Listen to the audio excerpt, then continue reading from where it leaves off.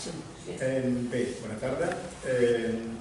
Començo per donar l'enhorabona sincera a l'Associació Rosa Sensat com a PNL de Catalunya per aquest monogràfic que proporciona reflexions i sobretot estratègies didàctiques per als mestres i professors que vulguin tractar amb els seus alumnes el tema de l'home. Encara que no soc ni antropòleg ni pedagog, us exposaré ara algunes reflexions i suggeriments per si a algú li poden interessar, o si més no, per propiciar el debat posterior. Bé, començo per records d'infància. Això ja ens passa, que som una mica grans. La mort de la meva besàvia, a finals dels anys 50, en un petit poble de les Garrigues on jo passava amb els meus cosins, la major part de les aleshores llargues vacances d'estiu, allò, de Sant Joan fins al Pilar, com que diu. Va morir de vella, com una espelma que es va apagant, i a casa, com era habitual, aleshores. Quan el metge li va comunicar a la família que la padrina gran, que es convivia amb els nens, estava ja entrant en l'agonia, les filles van convocar tots els familiars perquè es poguessin acomiadar d'ella, cadascú a la seva manera. I així ho van fer. I finalment ens van centrar els nens, que aleshores tenien entre 9 i 12 anys. Bé, amb un petó ens vam acomiadar d'ella amb un sentiment d'absoluta normalitat, com si anés a fer un viatge del qual no tornaria. Al cap de poc havia mort, envoltada per les filles, amb una bona qualitat de mort, com assenyalava abans un any, cosa que de més gran vaig entendre perfectament què significava això d'una bona qualitat de mort. Ara, segurament, l'haurien carregat en una ambulància, l'haurien portat a l'Hospital Arnau de Vilanova de Lleida, on potser haurien practicat algun tipus d'obstinació terapèutica absolutament fútil i on segur que no hauria pogut acomiadar-se com ho va poder fer a casa seva. Probablement el fet de no morir a casa, és a dir, en un ambient familiar i conegut, no propicia gens que els nens o els joves puguin compartir els darrers moments de la persona que es mor i puguin aprendre a percebre i sentir la mort dels més propers com un fet, com deia abans, que entra dins la normalitat. Com que emprèn un llarg viatge, torno a repetir la metàfora. La medicalització de la fase de terminalitat o d'agonia no ho facilita gens, ni les rutines hospitalàries tampoc no permeten la suficient intimitat ni de la persona que és prop de la mort ni dels qui volen acompanyar-lo en aquest trànsit. Vist com un fracàs per encara massa professionals sanitaris, el procés de morir és sovint amagat com una cosa escabrosa que només se revela quan ja és un fet consumat. Tinguem present, a més, que els nens i els joves d'ara viuen en un context de banalització de la mort, en una perífrasi molt conegut text de la Hannah Arendt, de la banalització del mal. La banalització de la mort, en especial de la mort violenta, en els mitjans de comunicació, en pel·lícules, en videojocs, etc. Per aquest motiu, crec que l'aula pot ser un espai adequat tant perquè els nens i els joves puguin mostrar obertament els seus sentiments després de l'experiència de la mort d'una persona propera,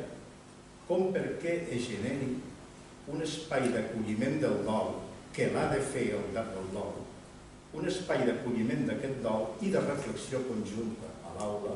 sobre aquest fet. Les reflexions.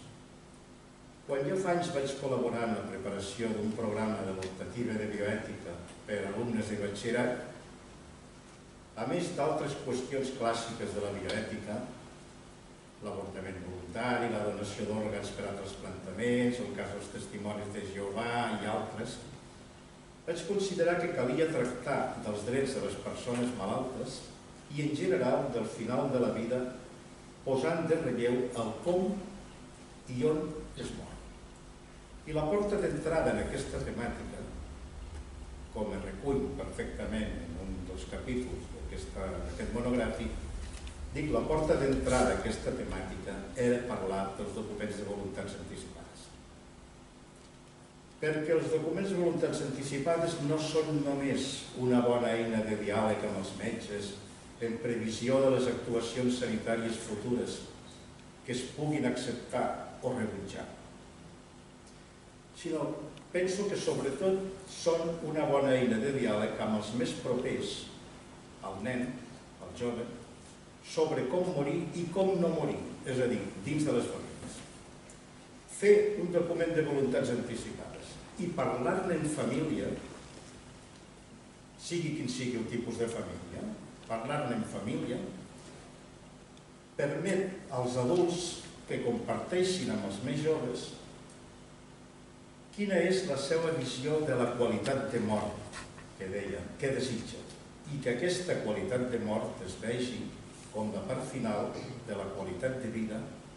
que tots voldríem conservar i no com alguna cosa diferent i separada de la vida. Això és especialment rellevant en els casos que la mort no és deguda a accidents o a supòsits de mort sobtada, sinó quan és conseqüència de malalties incurables i que ocasionen un patiment important. I de manera natural, sobretot si es treballa amb un model de document de voluntats anticipades com el que facilita la DMD, sol passar-se de parlar dels documents de voluntats anticipades a debatre la possibilitat de decidir per un mateix quan i com morir en determinats supòsits. És a dir, la qüestió de l'eutanàsia i de l'ajuda al suïcidi, plantejant d'aquesta manera la necessitat de la seva legislació i subsegüent despenalització, a fi que les persones puguin, quan encara estan en condicions de fer-ho, dur a terme el procés d'acomiadament de què abans parlava, incloent en aquest procés d'acomiadament els infants i els joves de la família.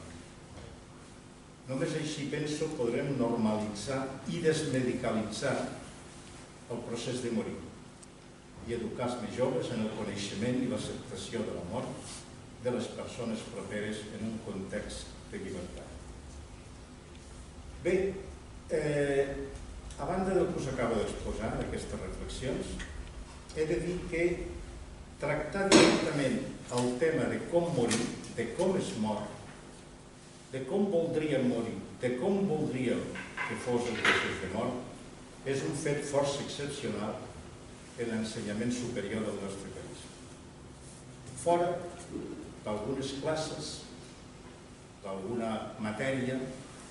en alguna facultat, com ara la de filosofia, mercès de la companya Margarida Boladeres,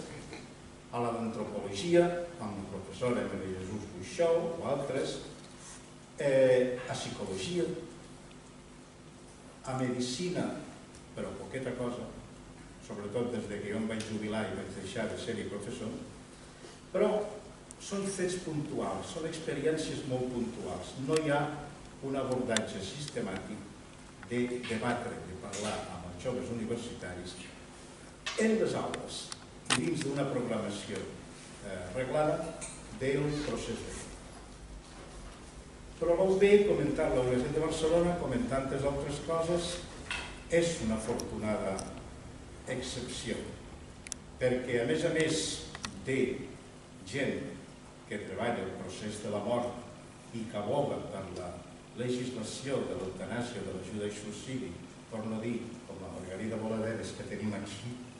doncs la UB té el centre de recerca al qual pertany, l'Observatori de Biòtica i Dret, Càtedra UNESCO de Bioètica,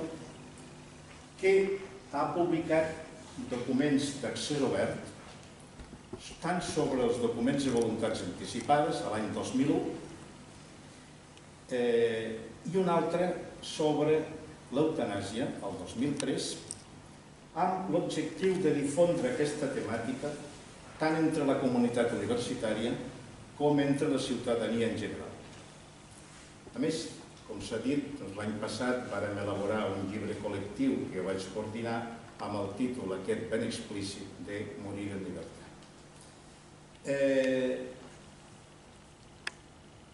També s'ha de dir, perquè és un material que pot ser interessant, a banda del que acabo de dir, que al llarg del 2005, organitzat pel Departament de Salut, es va crear un grup de treball coordinat per la Margarida Boladeres i pel psiquiatre Rogeli Armengol, que durant un any vam estar preparant un informe sobre l'eutanàsia i l'ajuda al suïcidi, que es va publicar l'any 2006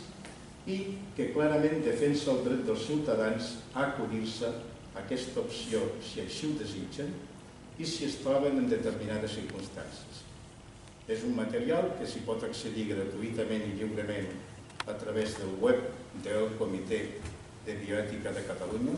que va aprovar aquest informe per la pràctica unanimitat dels seus membres amb un sol vot en contra de 46 possibles. Però alguna cosa es va movent, a poc, però alguna cosa es va movent en aquest tema. Esmento molt ràpidament, doncs, aquest mateix any, la proposta que va adoptar el Parlament de Catalunya de despenalització de l'eutanàsia, és a dir, el canvi en un article del Codi Penal que la penalitza actualment, proposta que va ser aprovada per gairebé per la gran majoria del Parlament de Catalunya, en van quedar fora només el Partit Popular i Ciudadanos, com era previsible, i que s'ha tramitat al Congreso de los Diputados. Jo crec que no té cap futur, però està bé, perquè indica que almenys a nivell de Catalunya alguna cosa es mou, i es mou d'una manera molt majoritària, el qual ens dona esperances per al futur. També ja coneixeu, el mes de gener es va presentar el projecte de llei de Podemos i Izquierda Unida que contenia una legislació més despenalització de l'eutanàsia que, naturalment, les majories parlamentàries van fer que ni tan sols entrés a tràmit. Però és molt interessant com un material de treball per a qualsevol nivell educatiu. És accessible. Bé, només acabo per dir que tots aquests materials que he esmentat els deixaré un exemplar a la biblioteca de Rosa Sensat per qui algú està interessat que en faci l'ús que cregui convé. Mercès, i penso que l'interessant és les vostres aportacions, suggeriments i el debat que a partir d'ara